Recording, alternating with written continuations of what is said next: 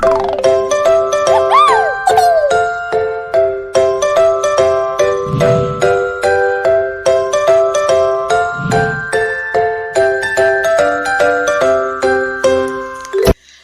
dears, welcome back to our EVS class. What we studied in the last class? Do you remember? Okay, let's revise it first.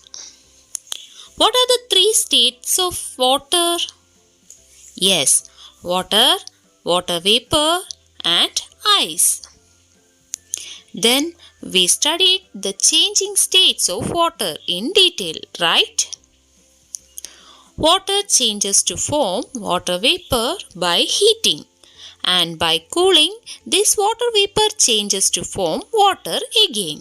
By cooling, water changes to form ice, and on heating ice changes to form water again. So it is a continuous process. And in our previous class we learned that a stone has definite shape, size and weight. So we can say that stone is a solid. So what is a solid? Yes, the object having definite shape, size and weight are called solids. Stone is an example of a solid. Can you name some examples of solids? Yes, book, pen, pencil, table, chair, all these are solids. Now you are able to say about the properties of solids, right? Then say which are the properties of solids.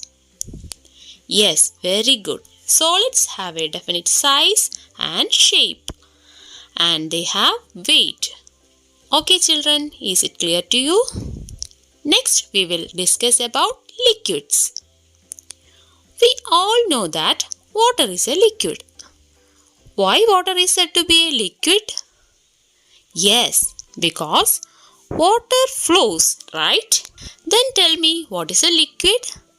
Yes, the substance which can flow is said to be a liquid. Can you name some other liquids? Yes, oil, kerosene, petrol, diesel, etc. Okay dears, now it's the time for doing an activity. It is given in your textbook of page number 76.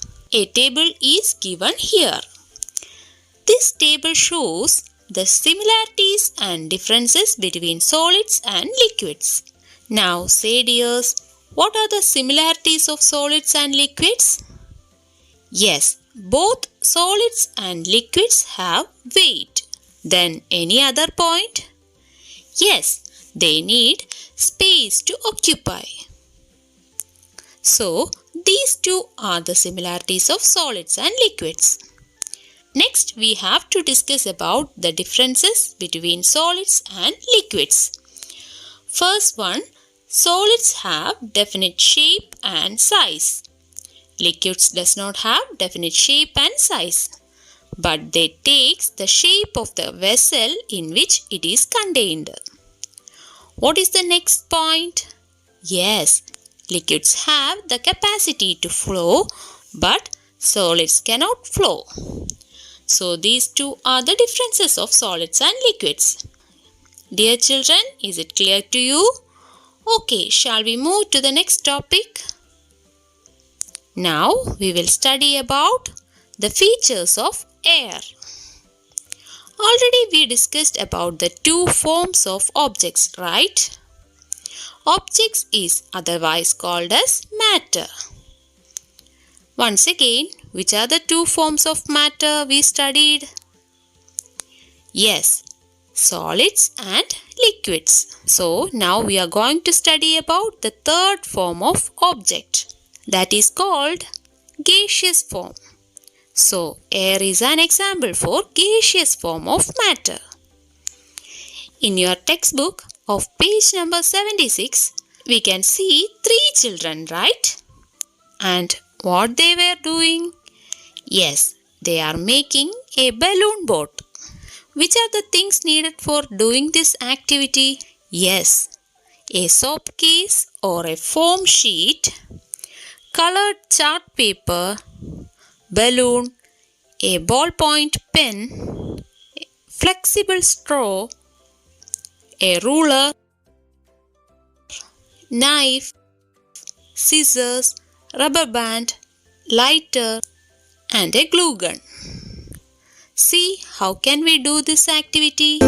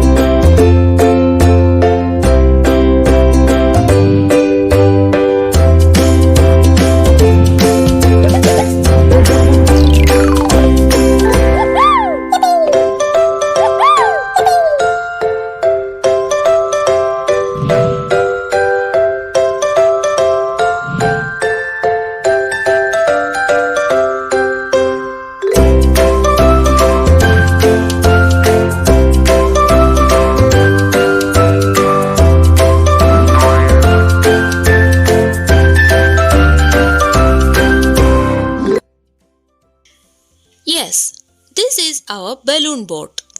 Now blow air through the straw and fill the balloon with air. Now place our balloon boat in a pond or in a flat container with water and immerse the tip of the straw in water. Slowly release the fingers. What we can see then? Yes, we can see that our balloon boat moves in water. What we can understand from this activity? Yes, air needs space to occupy. So today we studied that air is an example of a gaseous form of matter and it also needs space to occupy. Okay children, hope you all understood today's topic. It's the time for winding up. Thank you. Have a nice day.